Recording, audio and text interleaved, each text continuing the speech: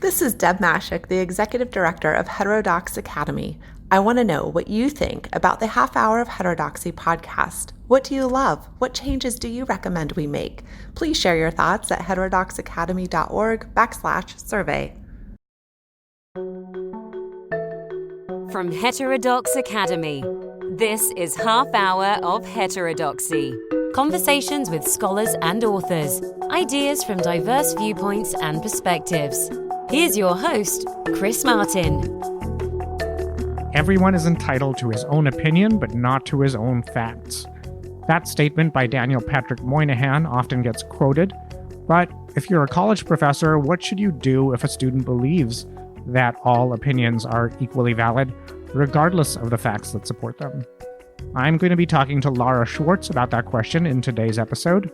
Lara is the director of the Project for Civil Discourse at American University, where she's also a professor in law and government. She's also the co-author of How to College, What to Know Before You Go and When You're There, and she was a panelist at this year's Heterodox Academy conference. So we're talking about false equivalence today. Give me some examples of false equivalence that you've seen in the classroom when you've been teaching classes. Sure. Well, first of all, there are a few kinds of false equivalence, so I think it's worthwhile to mention the various kinds that can come in. So I think the most common one is false balance, the extent to which you want to show both sides, and sometimes that's called both-sidesism. And that might include just deciding to sort of teach the controversy when there isn't one. So an example of that you wouldn't see in a college classroom very much, but that you might see people trying to make one in, for instance, to K-12 education is teaching the controversy when it comes to evolution or creationism. Of course, there isn't a controversy. The more common one you might see in media or potentially in a classroom situation would be regarding perhaps creating more controversy than there in fact is for something like the origins and impact of climate change, or the extent to which vaccines are healthy or not. So saying, well, maybe we should teach both sides. That's one kind. Another kind is sort of whataboutism, which would be introducing a false equivalence where you say that two things are equally relevant or should have equal weight in your decision-making or evaluation of a topic, even when they shouldn't. So an example of whataboutism is if you had two politicians, one of whom had once made a mistake and miscalculated what the impact of his policy was, and one who regularly lied. And treating those as similar. So calling out a politician for lying and someone saying, well, what about that time that Senator Smith was wrong about his healthcare bill? And you see that a fair bit in a classroom. And the last one is what has been called the relativity of wrongness, or wronger than wrong. Which is that treating all forms of inaccuracy or all forms of having something wrong as similarly equal. So there was a time when we all thought, the earth was flat, or most people did. And that wasn't true. And, but it also isn't a sphere.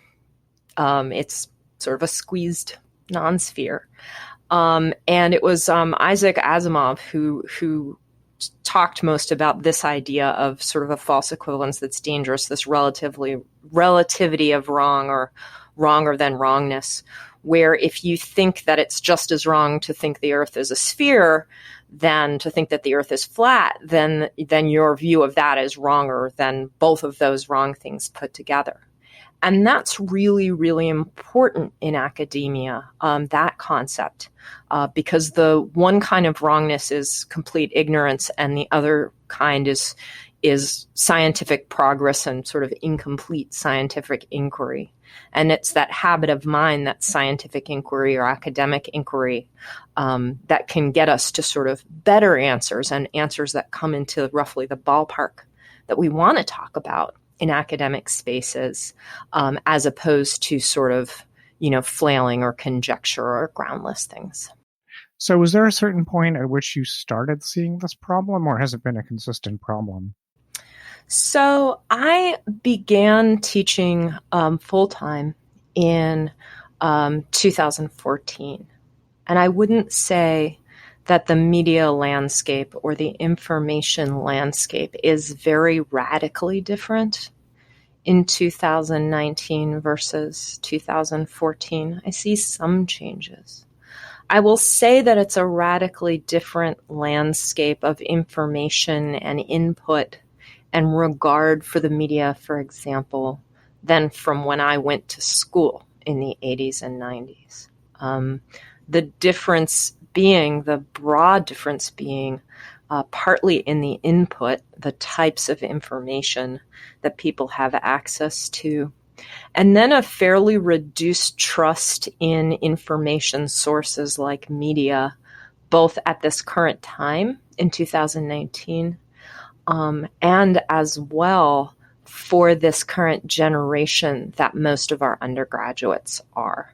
So a Pew Research report came out actually today, or at least the report, the news of it that I read actually today, that this generation, 18 to 29-year-olds, which is the bulk of college students right now, is much less trusting, for example, of media and journalists than the oldest people. That plays into this false equivalence question, because the idea of what kinds of information, if any, is reliable? Is there such a thing as stable truth? There's a bit of a generational difference in regard for that concept. It would be hard for me to measure, though, let's say between 2014 and 19. Although I do think this has been a creeping change, and our current students are more aware, for example, of the impact of actual organizations attempting to infuse misinformation, for example, into our politics than previously. This is the first generation of college students that will remember people trying to misinform voters on a mass, broad scale in an election. Right, that's a good point. So this problem of false equivalence does affect academic debates, because you do want to encourage academic debates when there really is evidence on multiple sides of a question, and a debate has been ensuing among the most informed people. What's funny is the very first episode of this podcast was with John Zimmerman, and we talked about a similar issue about when the most informed experts in a field are having a debate about an issue, then that's a contentious issue that you should bring up as contentious in a classroom, whereas something like evolution is pretty settled when it comes to the most informed people. So how do you communicate to students that to be successful in an academic debate or in a classroom or the academic enterprise as a whole, it's important to discern where you're creeping into false equivalence? So I think there are a few things. One thing is, so I'm a teacher, and for teachers listening, for professors or teachers listening, I think our learning objectives for any given course, the things that we say in our syllabus or on the first day, what is it we're all trying to accomplish together, are almost always going to inform, going to support, that we're going to have to be resisting false equivalence. So if our goal is to know together what would be an economic policy, what would be, in a class like mine, an education policy that would lead to more people having access to workforce preparedness, something like that, we're going to have to avoid kind of worthless items if we're going to meet our learning objective. And then as well, thinking about the objectives of a university. What is a university for? Is it for the same purpose as an internet forum, as a social media forum where people communicate back and forth just what they're feeling in that moment? Or is a university a place where we get better at understanding certain things or get better at discerning which ideas work within a discipline. And the answer is the latter. So it's worthwhile getting students invested in the idea, there is a rich tradition within universities of speaking and listening, hearing ideas that feel difficult or controversial, but it isn't a free-for-all. It's not Lord of the Flies. Like, I've got the conch, so I get to say whatever I want. What we're doing here, universities aren't about all ideas matter. They're actually about discipline-specific ways of sort of judging concepts and seeing if they work. And so the students have to get in touch with that habit of mind. You are going to think as an economist might think. You're going to think as a political scientist might think, as a lawyer might think, and measure these ideas being introduced into this space the way people in these disciplines would, through objective standards. And so we have to be really explicit about those things, though, from the beginning, that what we're not in is an unregulated marketplace like Twitter of ideas. We're in a space where actually the only stuff on the shelves has gotten there because it's met some basic standard. So is that a point you make at the beginning of each semester? And how do you phrase that, or how do you frame that in a way that's persuasive? So I do frame that at the beginning of the semester in one class that I have that's really the interest survey class for our multidisciplinary government major. We actually go into looking at the standards that various disciplines use and applying them ourselves. So we do an exercise regarding what are the standards that journalistic outlets are supposed to use that are the hallmarks of a non-biased and a sort of credible journalistic outlet. Do they have a separation between the people who pay them and the people who create the content? The editorial. Do they correct misinformation quickly and transparently? What do they have in place? And I have an exercise with the fictitious Springfield, West Dakota Post-Gazette newspaper where I then have them apply those same standards. And they read a segment of Bernays' propaganda as well to learn the sort of rich cultural context of this and unpack, hey, does a newspaper exist to kind of give us the party line of what's good for us, or is it delivering truth in a certain way, and how do we hold that accountable? I introduce students to the concepts of bias and conflict of interest that exist in multiple fields. So a conflict of interest for an attorney and a conflict of interest, for example, for an academic who has funding to do a study on some issue of economics or some issue relating to healthcare. These are different questions. Some of them overlap. But we look at, what constitutes conflict of interest? What types of things make certain forms of information more suspect? What should you do as a consumer of information to exercise the kind of skepticism that isn't everybody's biased, everybody's corrupt, but that applies objective standards that says there is a possibility of stable truth in certain fields, and here's what they are for academics, for scientists, for journalists, for attorneys, for politicians. We look at the ethics rules that apply to everyone from House of Representatives staffers to lobbyists to lawyers, to jurors. The concept of bias infuses current students' sense of all things. I've noticed a real change that most students believe there's no such thing as an unbiased conclusion. We work hard to define bias and to suss out the difference between a person with an orientation, let's say a Nobel-winning economist who has over time developed a sense of what does constitute the right labor practice, what is a good policy based on her understanding of economics, So we work on what constitutes bias and objectivity. I mean, I see what students mean when, to some degree, what they mean when they say nothing is completely unbiased. There's no perfect test for evaluating whether something is completely unbiased. So I think it's fine if students want to believe that everything is a tiny bit, at least a tiny, tiny bit biased, as long as you know the size of the bias that's there. So do you feel like students are approaching it that way, or do you think students are saying everything has a substantial amount of bias?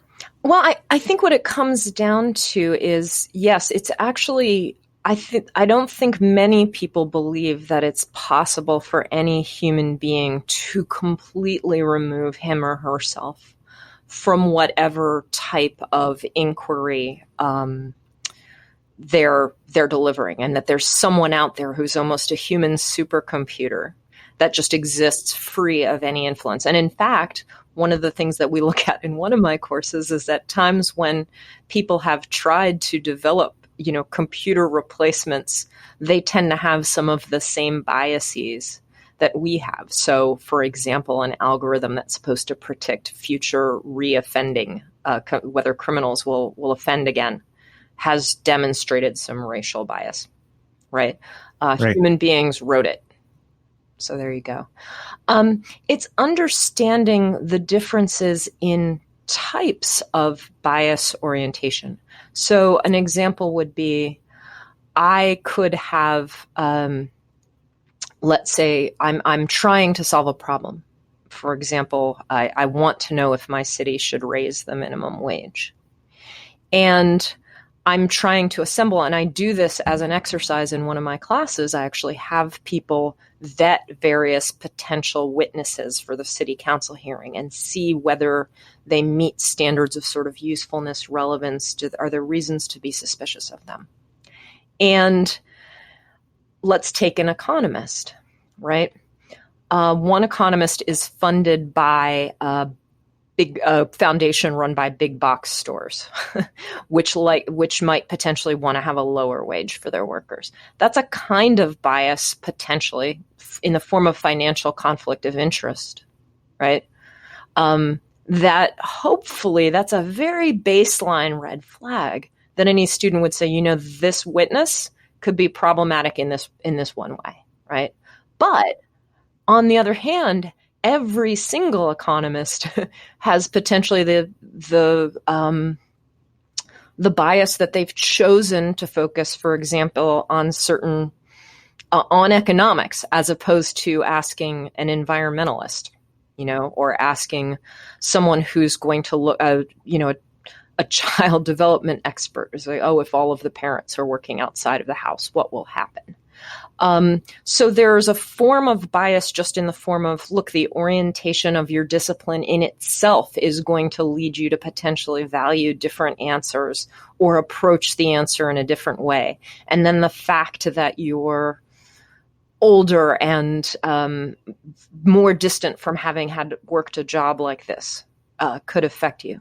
But these are very different types of biases. One might potentially be sort of disqualifying or suspect, and one is kind of baked in and calls for us to say, let's make sure we have balance. We ask more people. We round this out.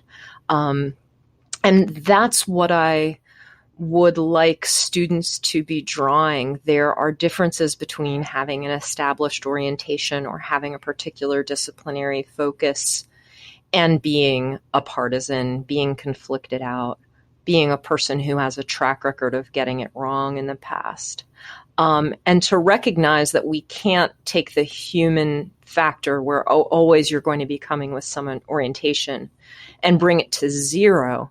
But there are certain kinds of information that are more suspicious. And for the purpose of them in an academic space, not treating expertise or extensive experience the same as bias, that these are two different things that they want to tease out. Right. Yeah. Clifford Geertz actually has a quote that a lot of sociologists use, which is that we know that a surgical room can't be completely antiseptic, but that doesn't mean you throw your hands in the air and just conduct surgery in a sewer. And similarly, as an anthropologist or sociologist, your research is not going to be completely objective, but that doesn't mean you throw away the attempt to be objective at all. Yeah, of course. And so there's a big difference between understanding that identifying a stable truth is very challenging and rejecting the concept that there is a stable truth. Right. So another thing that you're involved with and that you direct is the project on civil discourse. Does your work in that area connect in some way to this work on educating people about bias and false equivalence? Absolutely. So one of the important things about civil discourse is that it comprehends not only speaking. I think if you say discourse, 9 times out of 10 people will say that you mean speech. But discourse is a community activity and it's an interactive activity. So it comprehends listening, it comprehends learning, and it comprehends those decisions of where do I get my information, who do I share my information with, what kinds of information, what kinds of listening and learning am I doing in developing my opinions and orientations as a learner in my career. And so part of this, I think, is a bit like the heterodoxy concept of opening one's mind, saying, how do I inquire? How do I look? Part of it, though, is actually trying to do the tough work of figuring out when is enough? When is your mind closed? So how do I become much more knowledgeable about public health and keep my mind open to that without gobbling up a bunch of my time, for instance, consuming vaccine skeptics' rants? How do I make that decision about what I'm going to learn to get better at things?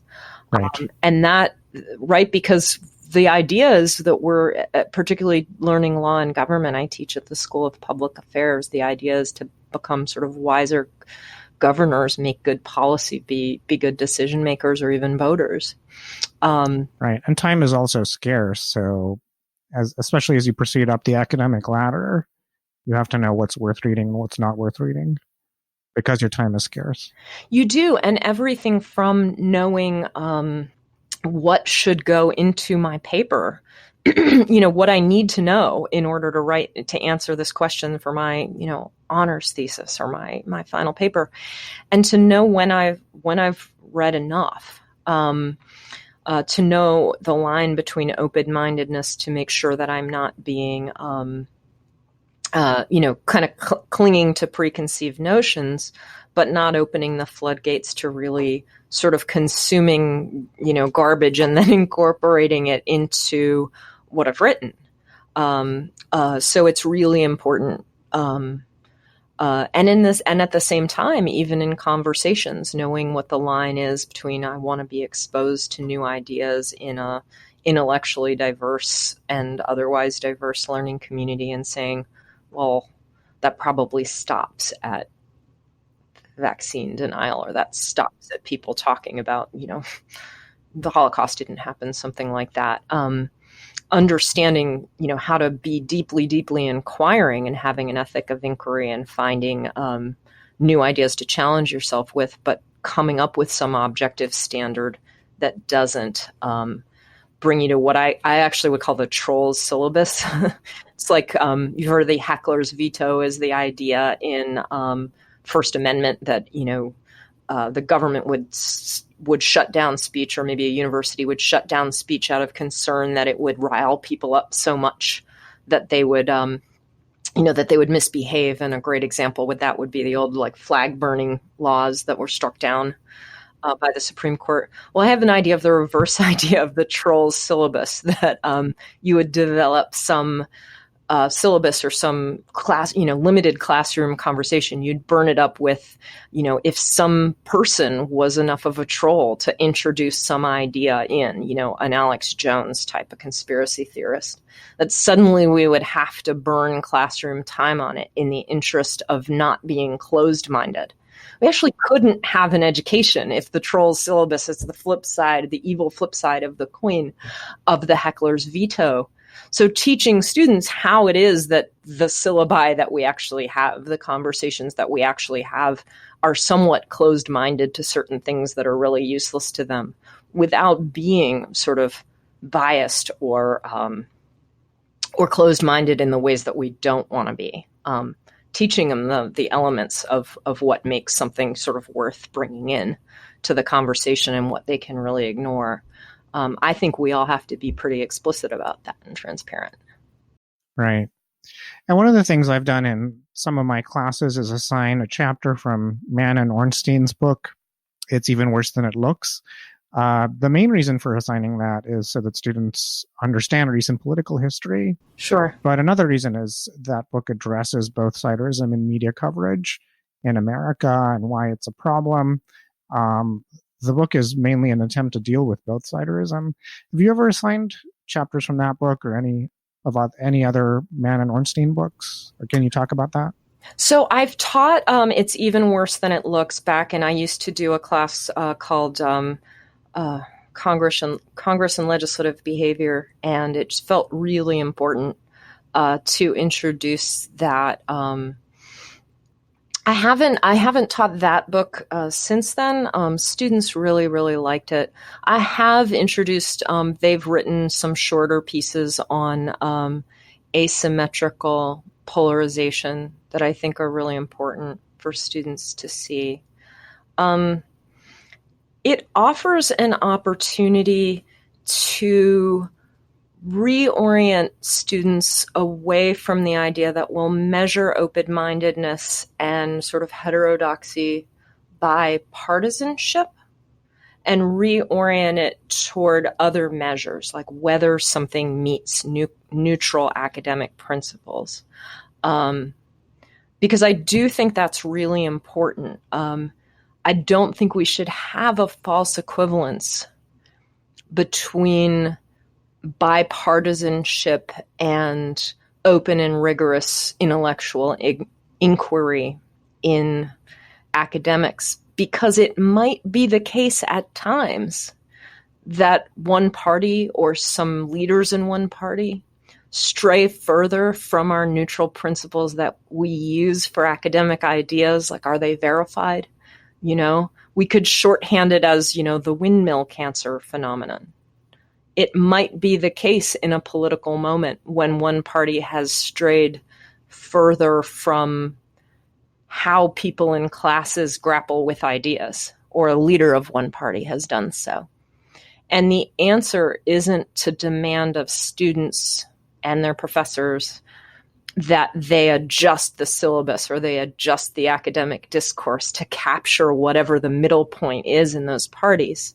It's to keep holding fast, Ulysses bound to the mast, to these ideas of, how do we verify and vet information and statements? And if windmill cancer happens, in the conversation, it's unfortunate. It's unfortunate that maybe a member of one party or a leader of one party has drifted further from us, but we're going to keep our eyes on the prize and keep doing things, as we do them, and vet everybody's ideas with, like students do and scholars do, and not like people trying to win elections do.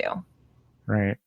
Yeah, I like to define bipartisanship as, or being nonpartisan, as applying the same standards to every party or all parties, rather than committing to reaching the same conclusions about the goodness or badness of each party in advance and then twisting your arguments to make sure you reach that conclusion. That's really important what you said. And I think that today's students are very conscious. They see false statements being made in politics and social media and mainstream media, other places, and they say, we really don't want to do that. We understand we're supposed to support our claims with evidence. And I ask students to set goals for themselves around their learning. And very often, first-year students will say, I really have this goal to support my opinions with evidence more, to back up what I'm saying. And I say, that's great.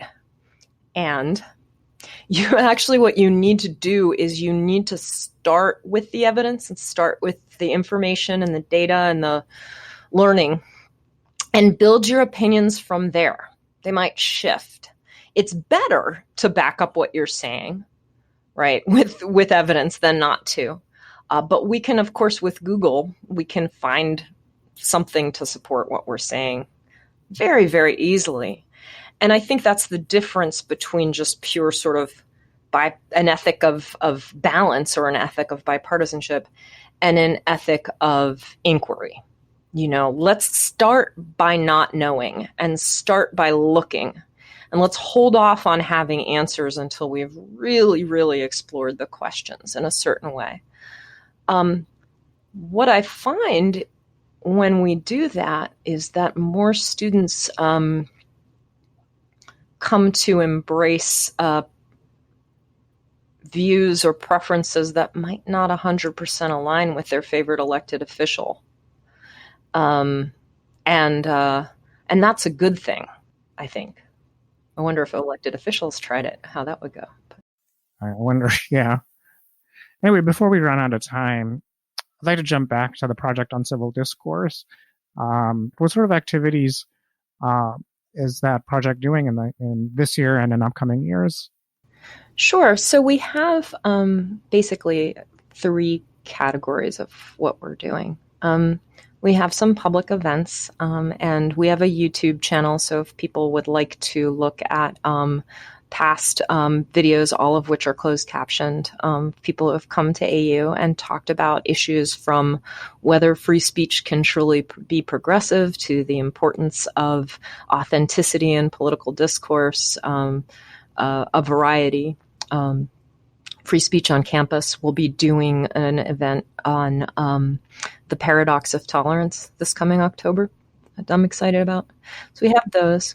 We have student-led facilitated conversations on topics relating to discourse, everything from, what is an apology really? What makes an apology real and true and valuable to can you be friends with your burn-feeling roommate when you want to make America great again, to more, where meaning comes from, to what place, if any, for example, debunked science or sort of hateful people have on campus discourse, if any. And then I and our student leaders sort of support other professors and groups by offering, resources around civil discourse and political communication, including, in my case, support with pedagogical tips and tricks and concepts that people can use in having tough conversations in their classrooms, or developing productive, truthful, challenging, fun discourse in their programs or in their classrooms. Well, I'll definitely include a link to the YouTube channel in the show notes for this. And it sounds like you're doing great work at the project, so I'm glad you were able to come to this year's Heterodox Academy conference. Thank you for joining us on the show. Thanks for having me. You can find a link to the YouTube channel of the Project for Civil Discourse in today's show notes, along with articles related to the topics we discussed today, including false equivalence and balance as bias. My next guest on the show is Charlie Sykes, former conservative radio talk show host and current host of the Bulwark podcast. He also was the former host of the Weekly Standards podcast, which was called the Daily Standard. Currently, he's the editor-at-large, along with William Crystal of the Bulwark Online, where you can find some of his columns. As always, if you enjoyed the show, please leave us a review on iTunes because it helps other people find out about the show. And you can reach me at podcast@heterodoxacademy.org, and you can follow me on Twitter at chrismartin76. Thanks for listening. This podcast is produced by Heterodox Academy. Find us online at heterodoxacademy.org, on Twitter at HDX Academy, and on Facebook.